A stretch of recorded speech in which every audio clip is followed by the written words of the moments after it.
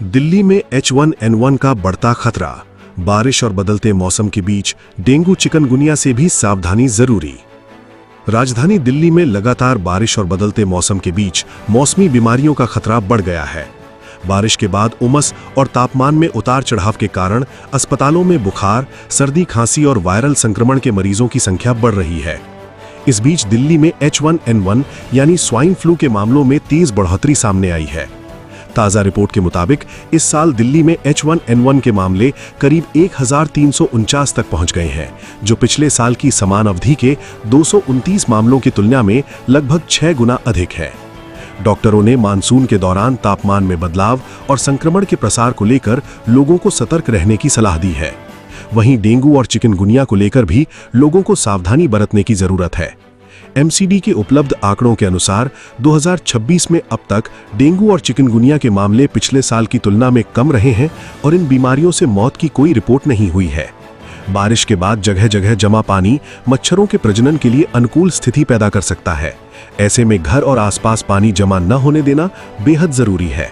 Cooler, गमले, छत, पुराने टायर और ऐसे सभी स्थानों की नियमित जांच करनी चाहिए जहां पानी ठहर सकता है।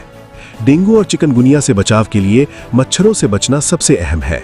घर में मच्छरदानी या रिपेलेंट का इस्तेमाल किया जा सकता है और शरीर को यथासंभव ढक कर रखना चाहिए।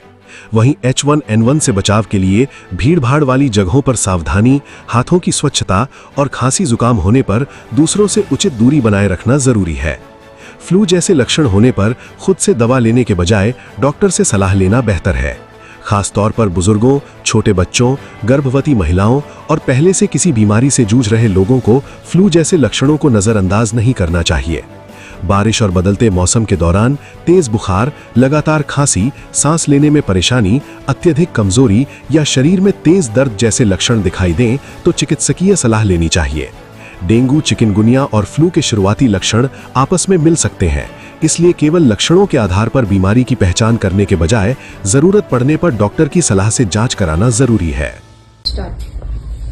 आजकल हम मेडिकल OPD में बहुत तरह की बुखार देख रहे हैं और अगर उसमें बुखार में देखा जाए तो एक तो फ्लू टाइप का बुखार है और फ्लू 2-3 तरह का होता है, influenza A, influenza B and H1N1। पर जो H1N1 है वो बहुत तेजी से फैल रहा है। उसके सिम्टम्स अगर आप पूछें तो ऐसा होता है, उसमें जुकाम होता है, खांसी होता है, सिर में दर्द होता है, बदन में दर्द होता है, खांसी आती है, शॉर्टनेस ऑफ ब्रेथ होती है।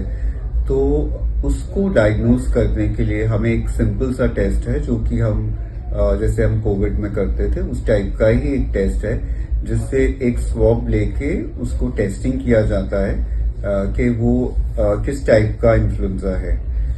जो मरीज जिनको इम्यूनोसप्रेसिव्स है, जिनको हार्ट की तकलीफ है, जिनको सांस की तकलीफ है, जिनको किडनी की प्रॉब्लम है, जो कैंसर की दवाइयाँ ले रहे हैं, उनमें ये सिवियरिटी फ्लू की ज़्यादा होती है और उनको तो टेस्टिंग इस चीज़ की ज़रूर करनी ही चाहिए। और उसकी एक स्पेशल दवाई है, वो हम तभी देते हैं जबकि H1N1 फ्लू पॉजिटिव आता है। एक और तरह का हम आजकल वायरस देख रहे हैं, उसको बोलते हैं हेपेटाइटिस A और E।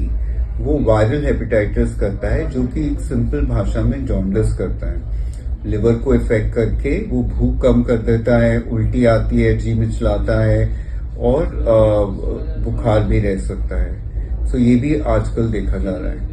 तीसरी तरह का जो वायरल फीवर चल रहा है वो डेंगू टाइप का है, जिसमें बुखार के साथ बदन में दर्द होता है और साथ में ब्लड के काउंट्स, प्लेटलेट्स कम हो जाते हैं। ऐसे मरीजों को अगर तो प्लेटलेट्स बहुत कम है और ब्लीडिंग हो रहा है और अगर इंडिकेटेड है तो हॉस्पिटल में उनको आना चाहिए और उनको एडमिशन की भी सुविधा अवेलेबल है ऐसे कंडीशंस में। इसके अलावा हम टाइफाइड भी देख रहे हैं। जो टाइफाइड आजकल देख रहे हैं सिवियर टाइप का टाइफाइड है, जिसमें हाई बुखार जा रहा है, जिसमें भूख बिल्कुल कम हो रही है, पेट में दर्द रहता है, कई लोगों को दस्त रहती है।